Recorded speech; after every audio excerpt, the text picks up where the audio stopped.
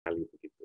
Kemudian yang kedua, aura kedua adalah seperti Pak Bambang tadi kemukakan, kami dibersamai korporasi yang cukup besar begitu. Kebetulan yayasan kami itu kan kumpulan dari korporasi itu, Bapak. Yayasan di sini itu kan kolegalitas korporasi yang disebut dengan publik, yayasan publik begitu kan. Nah, untuk itu bagaimana mengutilize kesempatan itu agar juga cukup signifikan untuk berkontribusi memajukan UMKM. Nah, modal itu sekarang sedang kami rintis, kami bangun salah satunya dengan guru unggul dan kuliah industri itu, Bapak.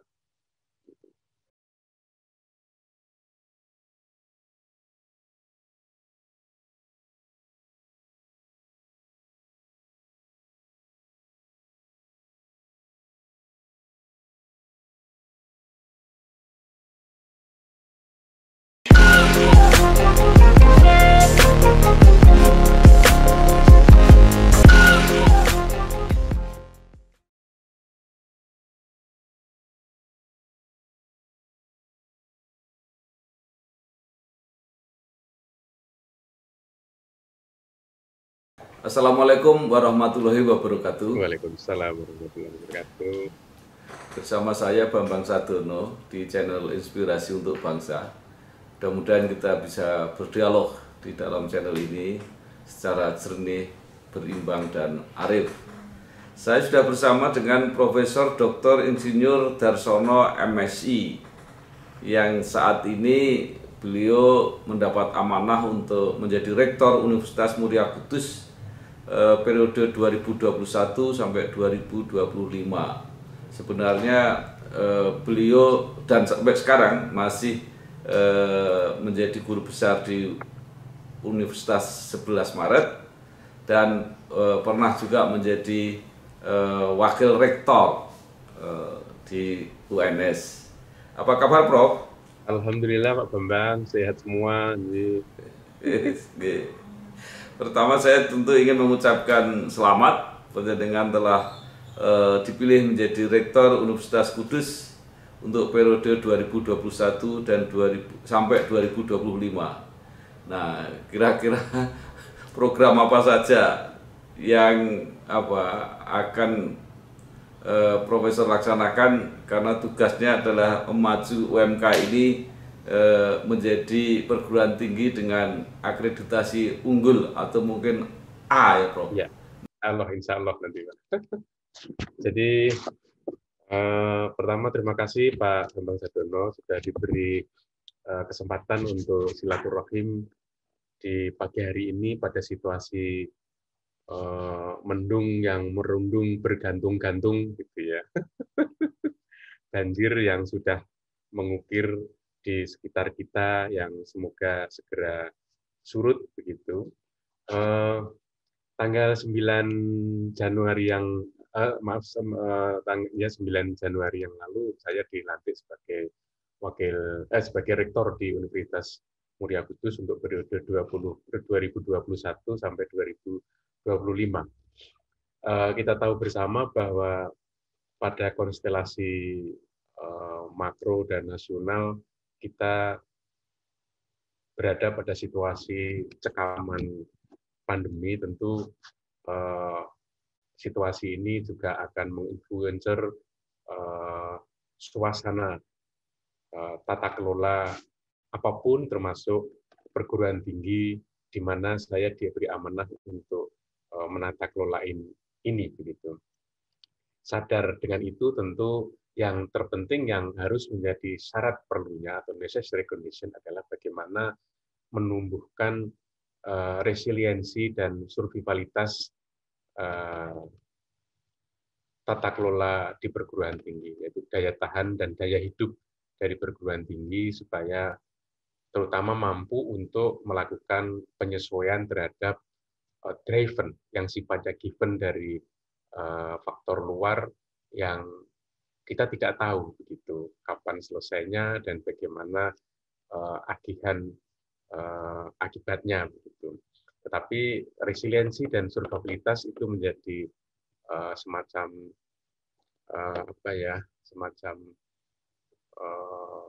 giroh yang harus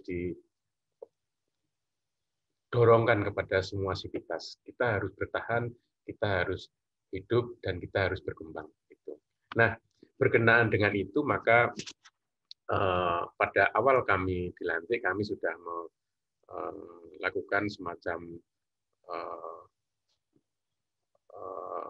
deklarasi begitu, bahwa ke depan ada 3 arah yang harus bisa dilalui. Yang pertama adalah bagaimana mewujudkan Universitas Muria Kudus ini mapan dalam kelembagaan, itu yang pertama.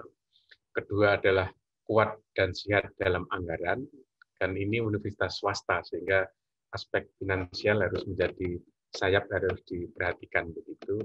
Dan yang ketiga adalah tangguh dalam persaingan lokal, nasional, dan internasional. Itu kira-kira arah yang akan diraih supaya kita resilient dan survive, gitu, Bapak Bambang. Nah, implementasi dari itu kemudian kami turunkan dalam bentuk kebijakan-kebijakan strategis yang harus dicapai oleh semua pengemban amanah kepemimpinan di Universitas Muria Kudus ini, dengan mengacu kepada indikator kinerja utama menuju universitas unggul. Yang pertama adalah peningkatan kualitas pendidikan, bagaimana kurikulum didesain dengan menyesuaikan kekinian, begitu. Yang kita tahu bersama, kekinian itu adalah misalnya seperti kampus merdeka, belajar merdeka, dan lain sebagainya. Tentu transformasi ini membutuhkan delineasi terhadap inovasi-inovasi yang ada di kurikulum. Nah, ini sedang kami mulai begitu. Kemudian yang kedua adalah peningkatan kualitas dan pengabdian kepada masyarakat.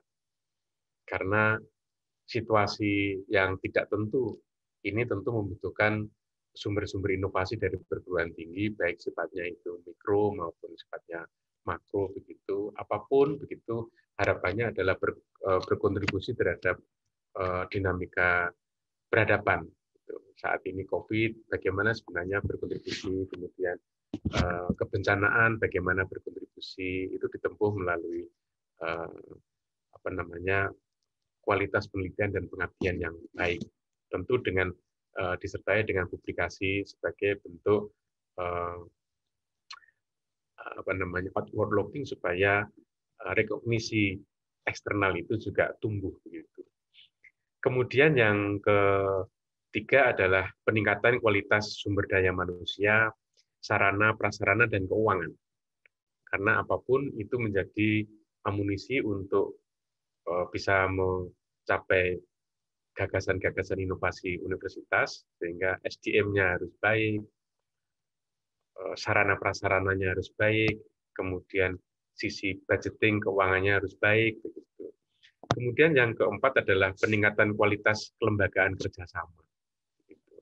Bagaimana kita membuat scaling up terhadap jejaring UMK ini tidak saja di tingkat nasional, tapi juga tingkat internasional, supaya kita bisa tumbuh dengan resiliensi baik karena jejaringnya relatif baik begitu.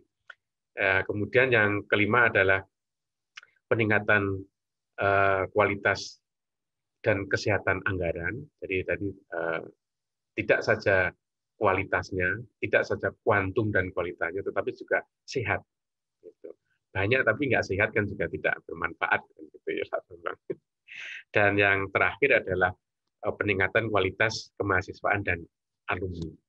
Itu 6 pilar kebijakan strategis yang ke depan akan kami coba untuk menjadi untuk memajukan UMK ini, Pak Bambang. Ada 2 hal, terutama mengimplementasikan kampus merdeka. Penciri yang pertama adalah kita akan mengembangkan apa yang disebut dengan guru unggul. Guru unggul. Pak Bambang, kalau boleh kita jujur begitu ya, guru kita ini kan gagap peradaban, gagap generasi.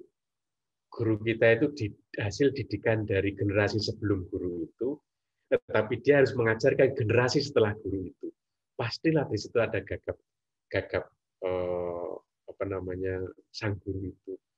Sehingga banyak kita lihat bagaimana instrumentasi, decoupling antara pemahaman guru dengan siswa, decoupling ataupun ketidaknyambungan antara instrumentasi guru dengan mahasiswa.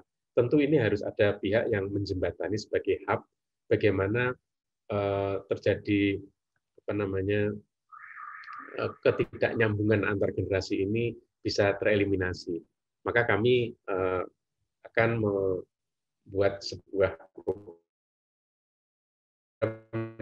namanya guru unggul, yaitu kebetulan kami punya Fakultas Ilmu Pendidikan, Keguruan dan Ilmu Pendidikan dengan memberdayakan lab school yang memberdayakan sekolah yang ada di sekitar UMK. Nanti kami kerjasama di mana sekolah-sekolah yang sekolah dasar maupun menengah itu menjadi lab school kami sebagai arena untuk implementasi apa namanya exercise inovasi-inovasi kurikulum menuju ke guru unggul, sekaligus apa namanya harapannya sekolahan yang menjadi arena untuk lab school itu juga akan secara otomatis akan terjadi scaling up dalam hal kualitas. Jadi mutualistik di situ, dan pada akhirnya kita akan menghasilkan memang guru dengan sentuhan-sentuhan milenial. Bagaimana pendidikan berbasis kepada digital, berbasis kepada multitalenta, berbasis kepada artificial intelligence, dan lain sebagainya. Dan kalau boleh jujur, kita sadari di tingkat kompetensi guru pendidikan dasar kita nampaknya kurang di situ. Gitu. Baik, Prof. Jadi sebelum tadi yang menarik mengenai guru unggul tadi, saya melihat Prof. Darsono beberapa kali menyebut anggaran. Nah, kira-kira implementasinya seperti apa ini sebenarnya? Tentu begini, Bapak. Dalam kenapa kami menggunakan guru unggul itu bermitra dengan sekolahan dasar dan menengah di sekitar kami, karena kami melihat bahwa sekolah-sekolah dasar dan menengah di sekitar kami, terutama yang negeri, di mana-mana itu kan ada mengalami semacam apa ya, kalau boleh dibilang begini praktisnya itu, Pak Bambang kalau pagi-pagi coba nongkrong di sekolahan swasta tetapi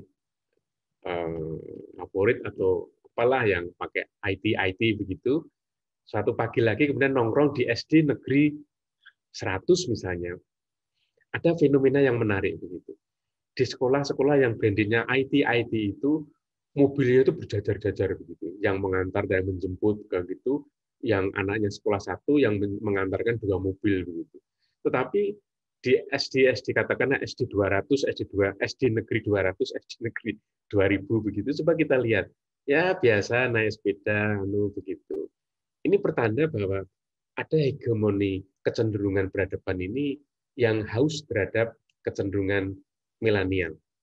Dan ini harus ditangani, Pak, di tingkat grassroots. Kalau ini kemudian ada opportunity seperti ini, tidak ada yang peduli untuk menangani itu, tentu ini menjadi bencana bersama-sama dalam jangka panjang. Nah, kami akan mengambil kapasitas yang seperti itu, maka kami pelaksanaannya adalah bekerjasama dengan SD yang ada di sekitar kami, SMP yang ada di sekitar kami, SMA yang ada di sekitar kami.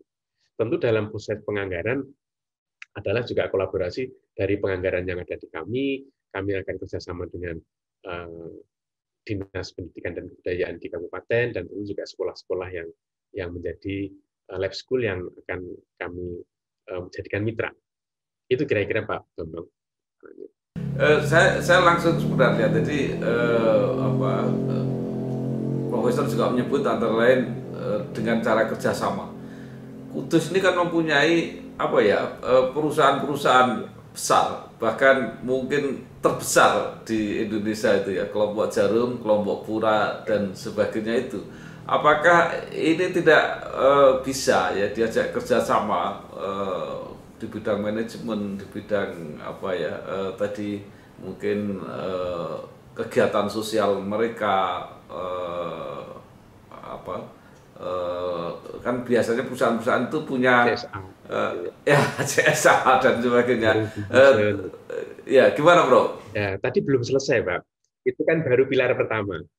Jadi pilar pertama kami ke bawah dengan SD, SMP, SMA. Itu namanya guru unggul. Kemudian pilar kedua sebagai kekhususan ataupun eh, keunggulan kami adalah kami akan mengembangkan yang disebut dengan eh, apa namanya industrial lecturer, kuliah industri. Nah, ini baru menyasar seperti Pak Bambang itu.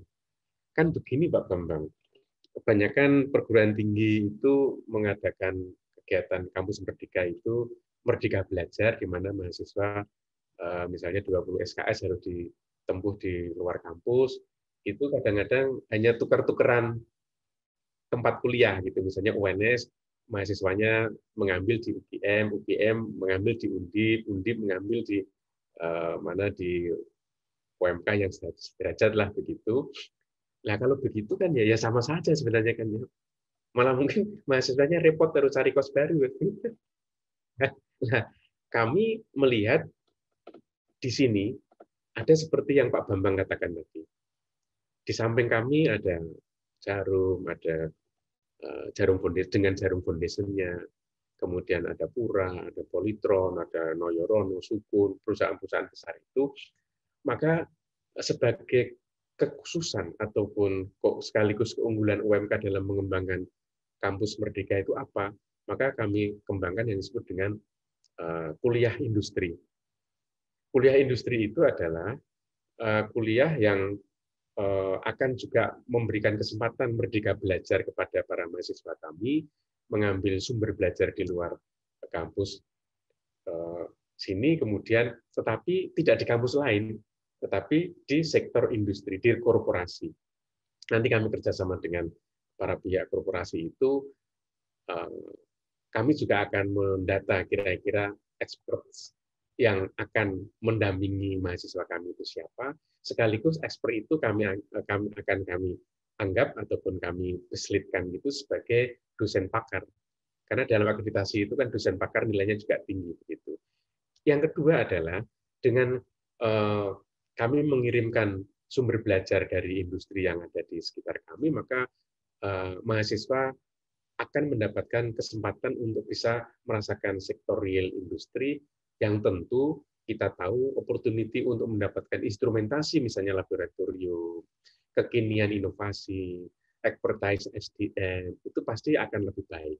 Dengan itu harapannya di situ proding ataupun kebanggaan mahasiswa yang pernah mengalami merdeka belajar dengan cara industrial lecturer ini akan memiliki kepercayaan diri yang lebih baik sehingga siap pakainya akan lebih lebih lebih cepat begitu Pak Bambang. Jadi dua hal itu Pak Bambang yang dalam konstelasi besar unggul tadi kami ada dua hal itu karena kami memiliki opportunity yang baik, misalnya kami dikepung didampingi bersama dengan industri yang besar begitu Bapak.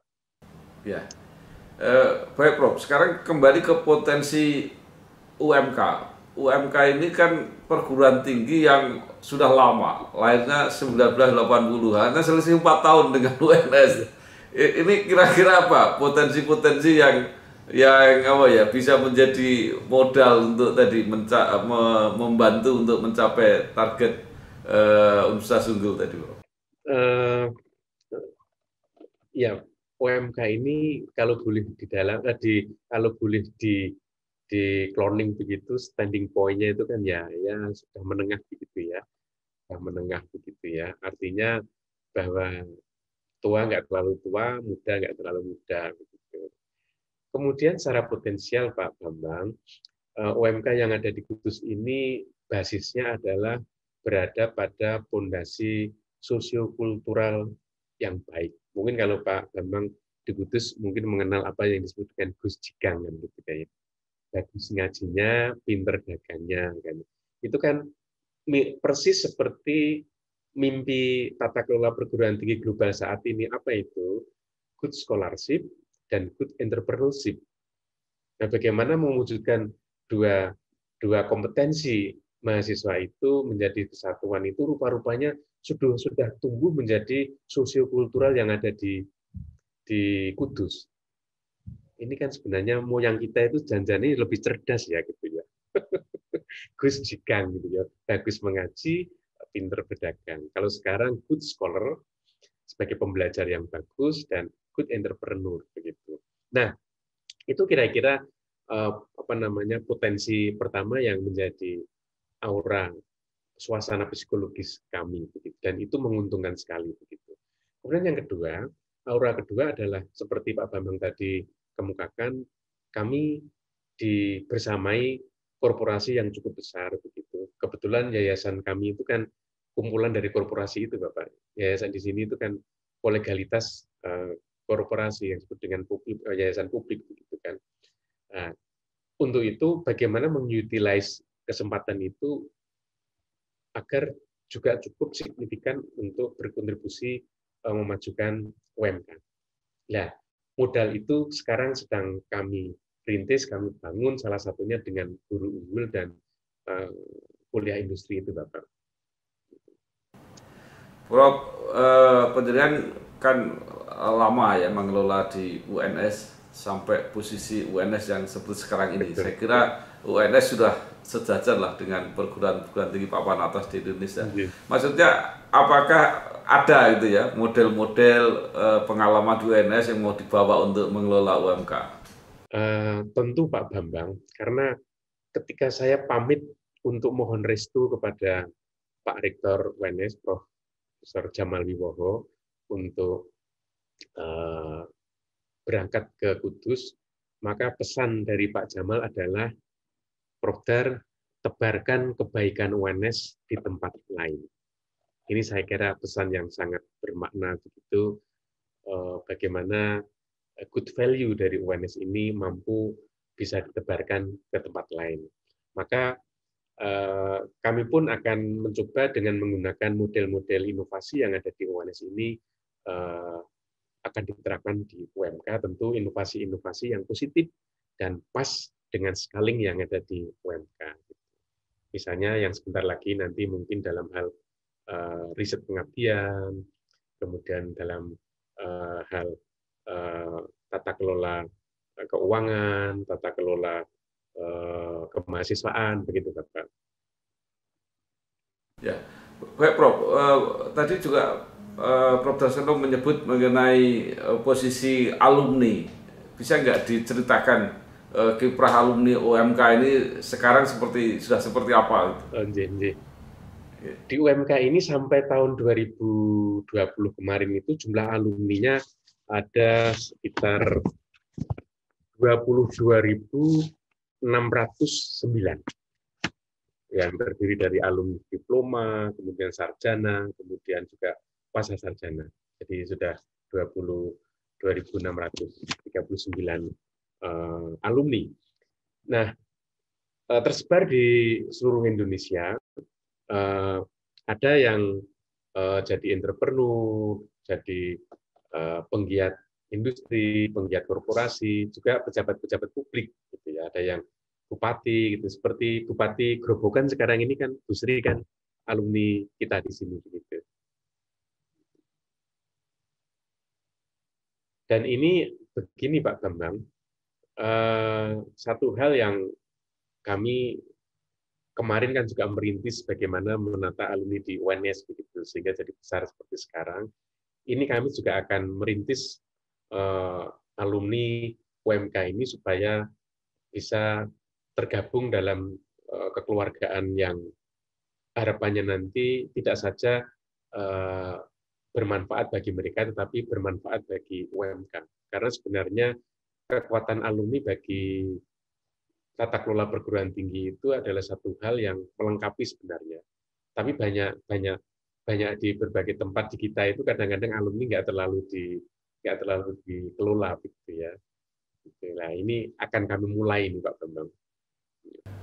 Baik Prof, sekarang bagi mereka generasi baru yang ingin masuk UMK, mungkin bisa diceritakan sepintas proses pendaftarannya seperti apa Prof?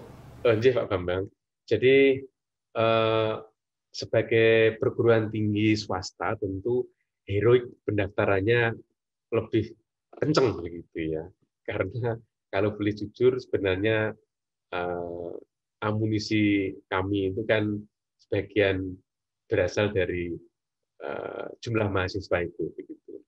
Ada berbagai jalur untuk bisa masuk di UMK ini, Pak Bambang. Yang pertama adalah